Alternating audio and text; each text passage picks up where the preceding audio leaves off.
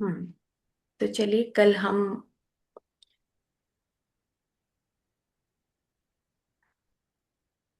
सुन रहे थे कि जो भक्ति योग और भक्ति मार्ग और विशुद्ध प्रेम का मतलब कि दूसरों को सुख देना। तो हम अब सीख रहे हैं कि जो भक्ति योग परंपरा है या भक्ति योग क्या होता है, भक्ति मार्ग कैसे बनता है और उसके बाद हम भक्त कैसे बनते हैं। तो हमने ये सीखा, ये सुना कि जो भक्ति योग है वो एक डिसिप्लिन है, यानी कि एक स्टाइल है, लाइफ स्टाइल है कि सुबह से लेके शाम तक एक भक्त के क्या कार्य होते हैं, विशुद्ध प्रेम का स्वरूप क्या होता है उसके लिए, और वो किस प्रकार से भगवान के लिए समर्पित होता है और किस प्रकार से अपने कार्यों को उसी में भगवान को देखता है। तो भक्ति योग क्या है? Is a process, a discipline, a yoga sadhana for the purification of one's emotions. तो जो हमारे इमोशंस हैं, अगर हम वर्ल्डली अफेयर में देखें तो हमारे इमोशंस, हमारी जो फीलिंग्स हैं, वो हमारे वर्ल्डली अफेयर में हमें इम्बैलेंस करते हैं। जैसे इमोशनल हो जाना, अगर हम वर्ल्डली अफेयर अफेयर के लिए रोते हैं तो हम उसमें दुखी होते हैं, लेकिन अगर भगवान के लिए आंखों से आंसू निकले तो वही हमें प्रेरणा देते हैं। तो दोनों में फर्क हो गया। तो जो हमारी अंदर इमोशंस पैदा होते हैं, तो वो इमोशंस को हमें एक डायरेक्शन देनी है। जब हम भगवान के लिए या हम सभी में, मम आत्मा सर्वभूतात्मा, सभी में भगवान के स्वरूप को देखें, उस प्रकाश को देखें, तो हमारे इमोशंस की चैनलाइज्ड होते हैं हमारे इमोशंस। यही भक्ति योग है, यही हमारा भक्ति लाइफस्टाइल है।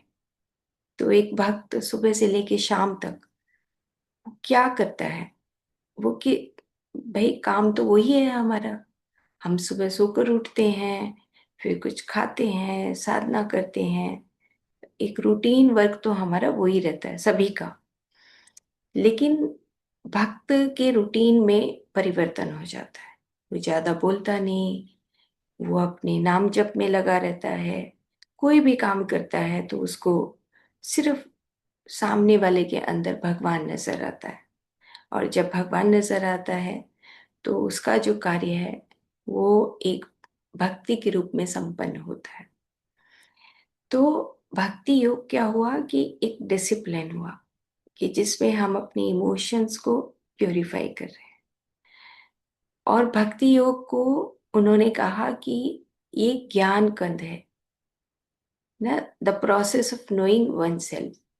अपने आप को जानना कि मेरे इमोशंस पहले वर्ल्डली अफेयर्स के लिए थे और अब मेरे इमोशंस, मैं उस भक्ति की साधना के लिए, एक भक्ति योग के लिए अपनी इमोशंस को एक मोड़ दे रहा हूँ।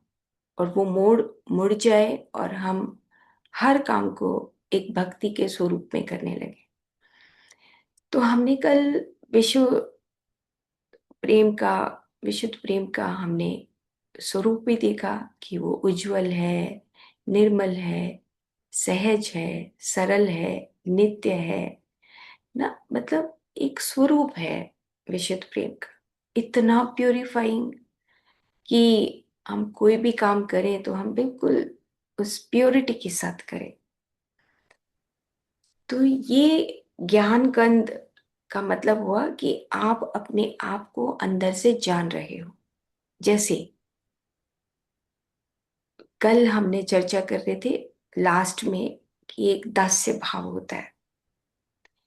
तो हम चलो 1 मिनट के लिए आंख बंद करते हैं और देखते हैं कि हम दास हैं, ठीक है, दास्य भाव।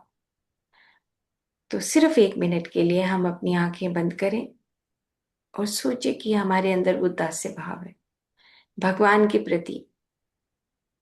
और आप कुछ सेकंड उस दास्य भाव को देखो कि आप क्या कर सकते हो, देखो प्रैक्टिस करके, है ना। तो अभी आपके अंदर क्या चल रहा होगा? अगर दास्य भाव है तो उस 1 मिनट के अंदर अंदर आप जब भगवान के प्रति समर्पित होते हो, विशुद्ध प्रेम प्रकट करना चाहते हो, तो आपके अंदर क्या आ रहा है, कौन सा भाव आ रहा है? तो भाव ये आएगा कि मैं आंख बंद करके राधा राधा नाम जप रहा हूं क्योंकि मैं राधा जी का दास हूं। भाव ये आएगा कि मैं कोई श्रृंगार रस में, कि मैं फूल तोड़ रहा हूं और राधा जी के चरणों में डाल रहा हूं क्योंकि मैं राधा जी का दास हूं। तो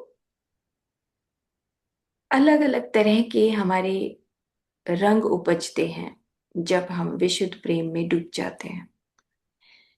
तो हमारे दास्य भाव में अगर हम अलग अलग रंग, अलग अलग तरीकों से हम विशुद्ध प्रेम को प्रकट करने लगते हैं, तो वही हमारा ज्ञान कंद से कर्म कंद में परिवर्तित हो जाता है। हम जब कर्म कर्म कंद कंद इन्होंने डिस्क्राइब किया है कि किस प्रकार से आपके अंदर आपकी छुपी हुई विशुद्ध प्रेम के प्रति क्षमताएं हैं। इसको कांड कर दिया गया जब हम कहते कर्म कांड, ज्ञान कांड। लेकिन रियल में जैसे हम अपने अ, आयुर्वेद में भी कंद शब्द को पढ़ते हैं, तो तब हम भक्ति मार्ग में को सीखते हैं, जैसे path of rituals, worship, festivals, the help the aspirant in the search for the divine. और हम उस डिविनिटी के स्वरूप को जानना चाहते हैं, विशुद्ध प्रेम कैसे हमारे अंदर प्रकट हो कि जिससे हमारे सामने भगवान के दर्शन होने लगे और हम हमारे अंदर से वो विशुद्ध प्रेम उपजने लगे। और उसका आउटकम क्या हुआ कि the outcome, the result of both भक्ति योग एंड भक्ति मार्ग इज भक्ति। जब हम उस लाइफ स्टाइल में जीते हैं और जब हम उस मार्ग पे चलने लगते हैं, उसके लिए हम अलग अलग तरह के रिचुअल्स, का मतलब हो कि जो आपके अंदर से भाव आता है एक भगवान के प्रति, जो सामने वाले के प्रति, है ना, तो तब वो भक्ति योग और भक्ति मार्ग का आउटकम भक्ति बन जाता है। जैसे अब नॉर्मल रूटीन में हम इसको कैसे समझे? जैसे हम खाना देते हैं किसी को, सामने वाले को, हर रोज हम खुद खाना खाते हैं और हम दूसरे को भी खाना देते हैं, परोसते हैं। तो हम, कई बार होता है कि हम उसमें सलाद को बहुत अलग प्यार प्यार से काटते हैं, सलाद के कुछ सजाते हैं सलाद को, है ना। और कई बार होता है हम बोरिंग वे में बस वैसे ही दे देते हैं। कई बार होता है कि अ, हम खाने की थाली को बहुत अच्छा सजाते हैं और कई बार हम ऐसे ही दे देते हैं, है ना। कई बार हम खाने में भाव डालते हैं, कई बार हम खाना पकाते हैं जब भाव नहीं डालते।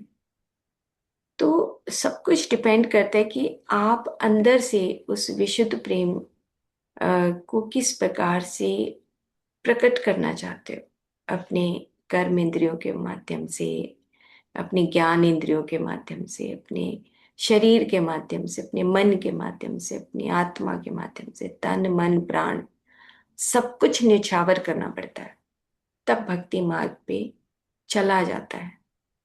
और फिर राधा जी कहती हैं कि मुझे तुम्हारी अनन्यता भक्ति चाहिए और कुछ नहीं। फिर अगर तुम विशुद्ध प्रेम कि दहलीज में जब तुम एंटर करते हो तो फिर भूल जाओ और सब चीजें, है ना। तो भक्ति क्या है?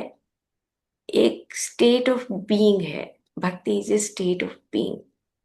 सामने वाले को दिखाई दे कि तुम भक्त हो, सामने वाले को बिना जाने पहचाने, इसको बोलते हैं वर्च्यू।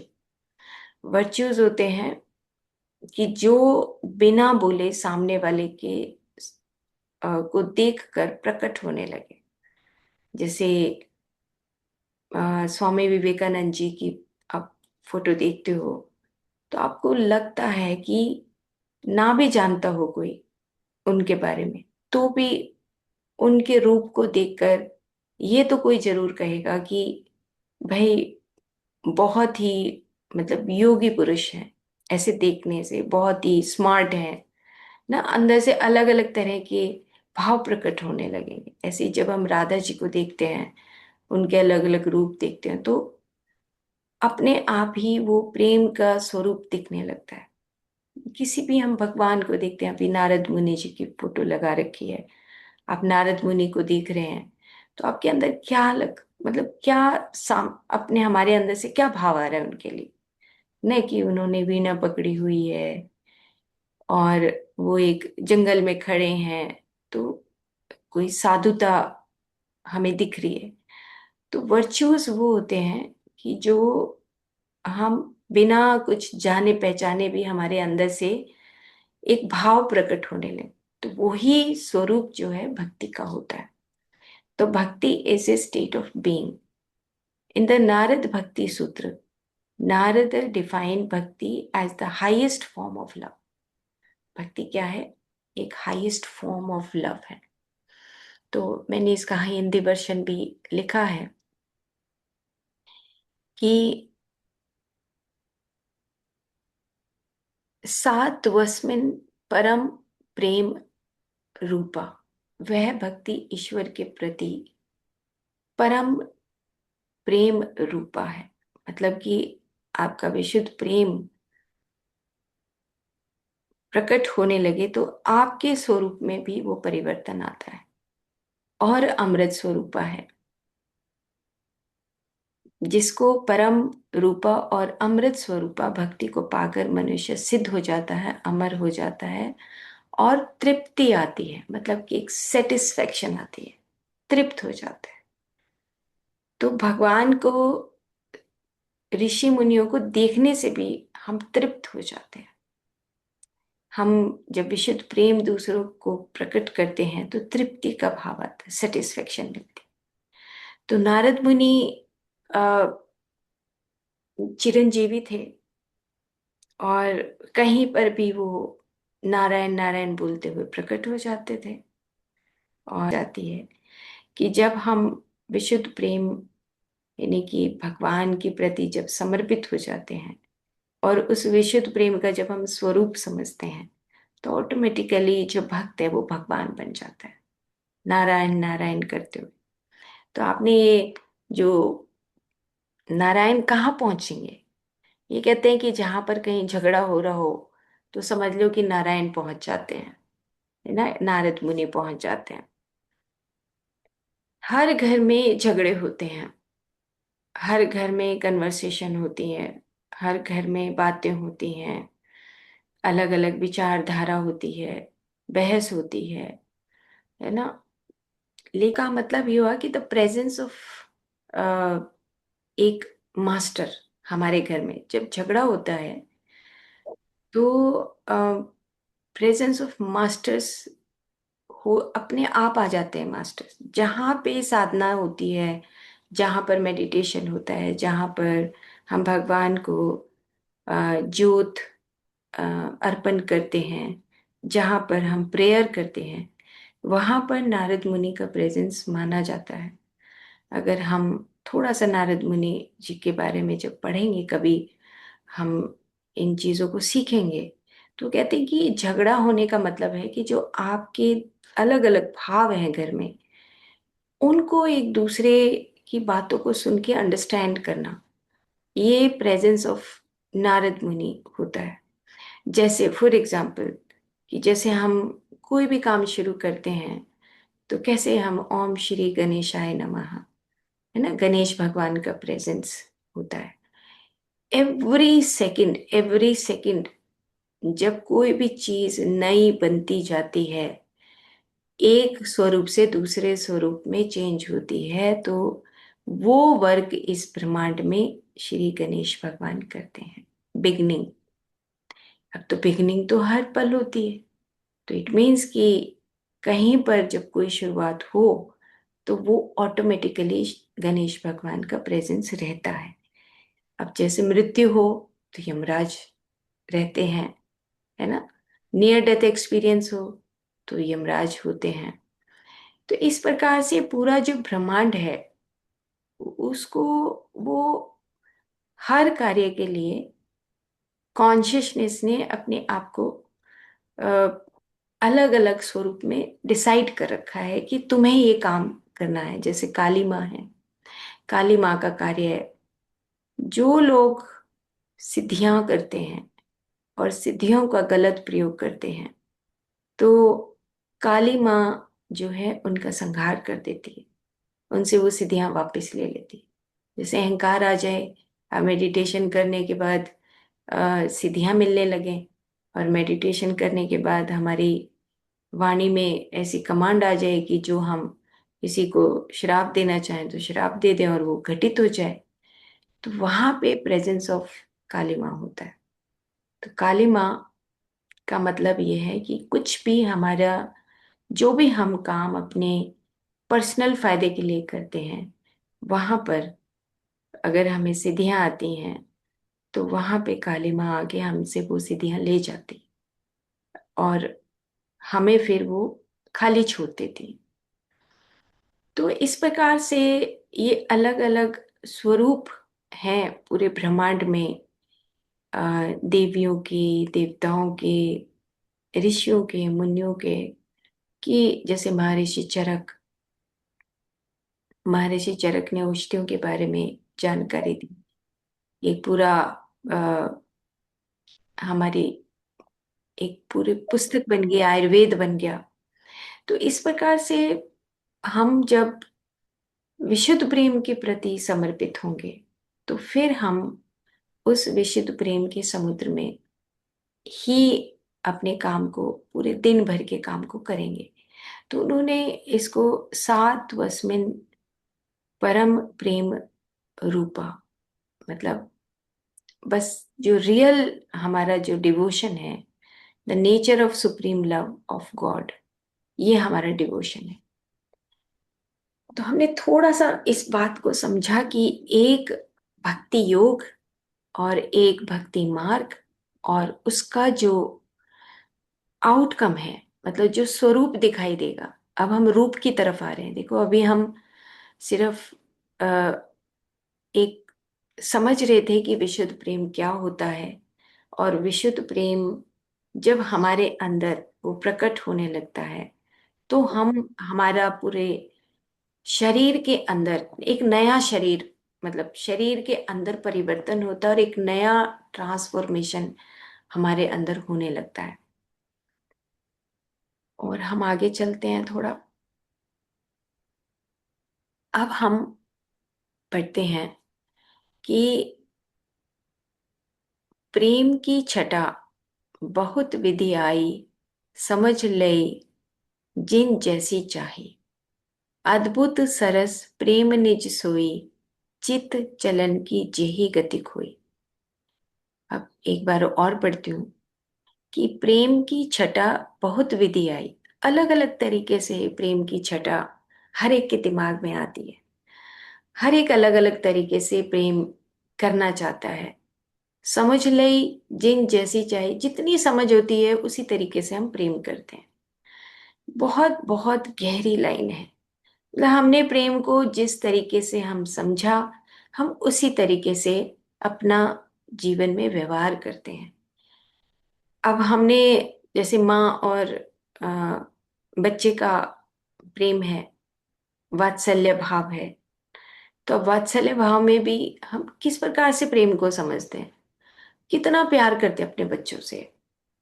आ, बच्चों के ऊपर हम पढ़ाई लाद देते हैं, है ना। जैसे हम बच्चों के ऊपर और बहुत सारी जिम्मेवारियां लाद देते हैं।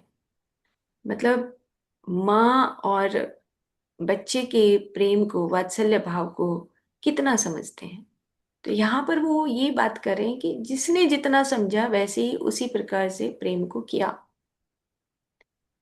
लेकिन वो क्या कहते हैं कि मैं तो, श्री ध्रुवदास जी, कि मैं उस प्रेम को तब मानूंगा, उसका उदय तब होगा जब चित्त की चंचलता नष्ट हो जाए और एकमात्र प्रेम पात्र पर ही प्रेम केंद्रित हो जाए।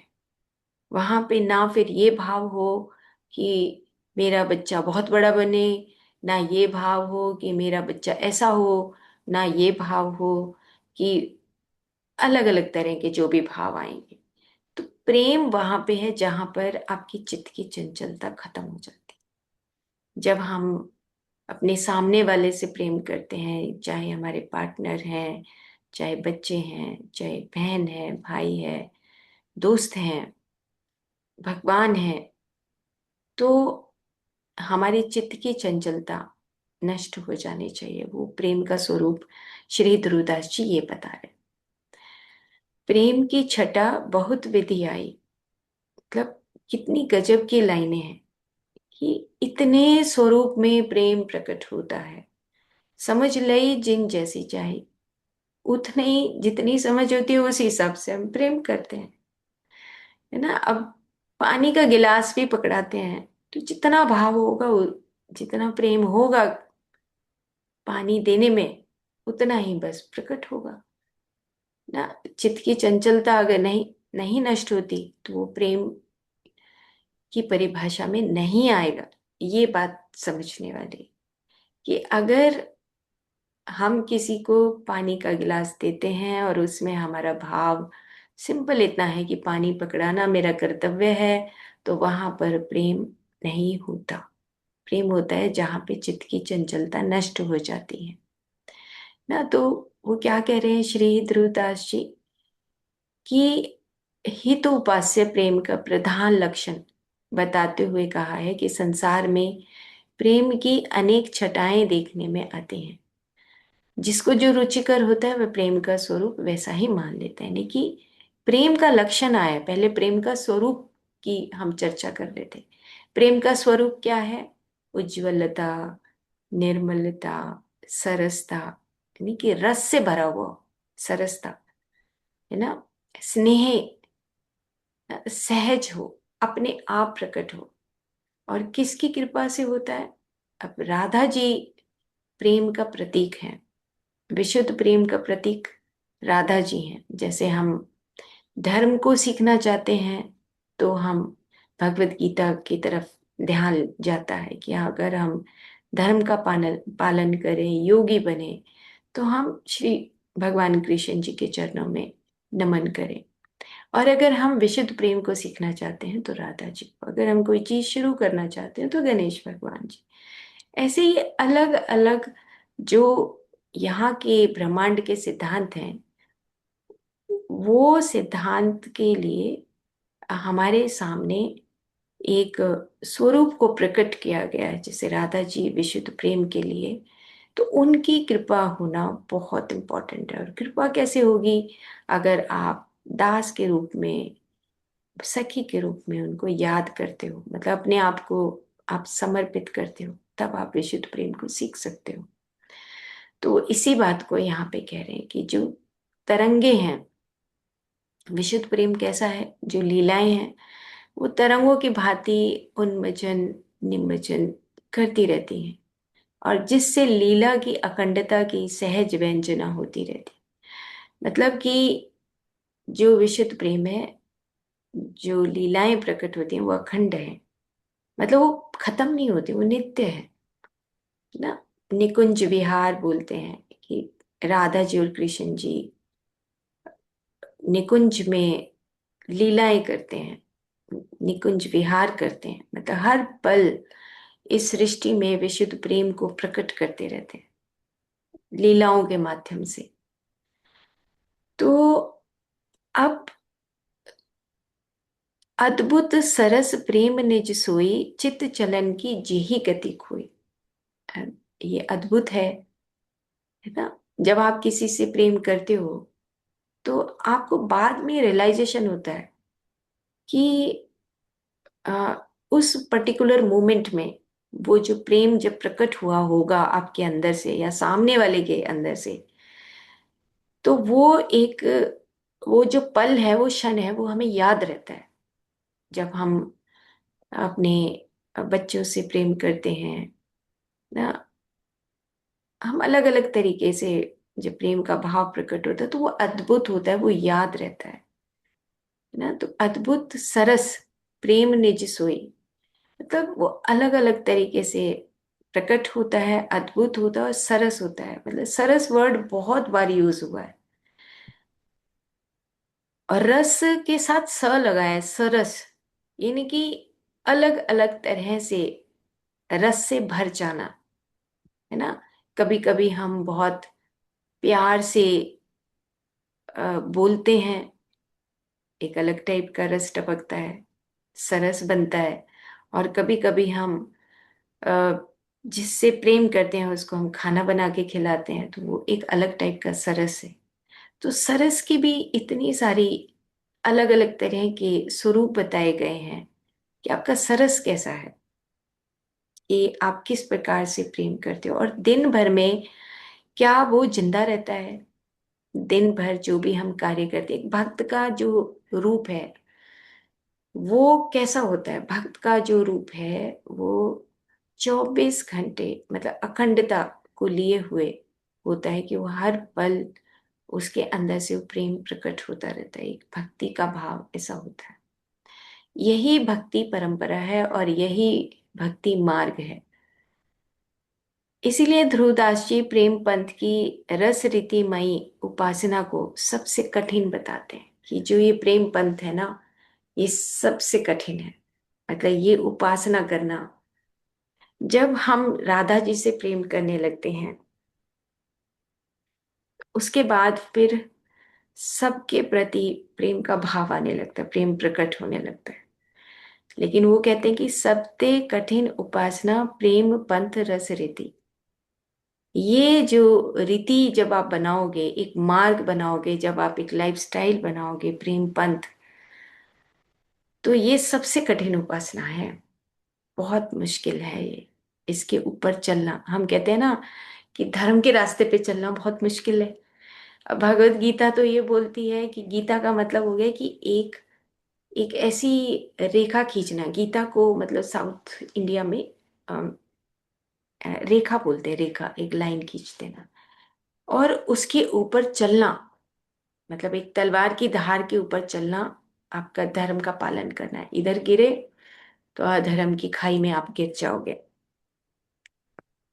सेम ऐसे ही जहाँ पे हम धर्म को सीखते हैं, तो वैसे ही यहाँ पे बताया है कि सबसे कठिन उपासना प्रेम पंथ रस रीति, राई समझो चले मन छुटी जाई ध्रुव प्रीति। तो ध्रुव जी, ध्रुवदास जी क्या कह रहे हैं कि अगर मन के अंदर कुछ भी प्रेम के अतिरिक्त कुछ आता है, तो वो जो आपका प्रेम पंथ है वो छूट जाता है। अब मन में भाव इतने डबल ड्युअलिटी आने लगे, है ना। तो हमारा जो वर्ल्डली लिविंग है, जो हम सांसारिक तरीके से अपना जीवन जीते हैं, उसमें तो मन ड्यूअल होता ही है। अब उसी को हमें खत्म करना है। वो कह रहे हैं कि राई समझो चले मन छुटी जाई ध्रुव प्रीति। वो जिस मार्ग पे हम भक्ति मार्ग पे चलना चाहते हैं, वो छूट जाता है, वो खत्म हो जाता है। पल भर के लिए भी अगर हमने अपने उस प्रेम पंथ की चाल को बदला, तो वहां पे वो विशुद्ध प्रेम एग्जिस्ट नहीं करता। तो अब प्रेम पंथ, भक्ति मार्ग, भक्ति योग और एक भक्त क्या होता है, तो हमारे हमने इसमें इतना सा जाना कि जो प्रेम का स्वरूप है वो क्या होता है, प्रेम का लक्षण क्या है।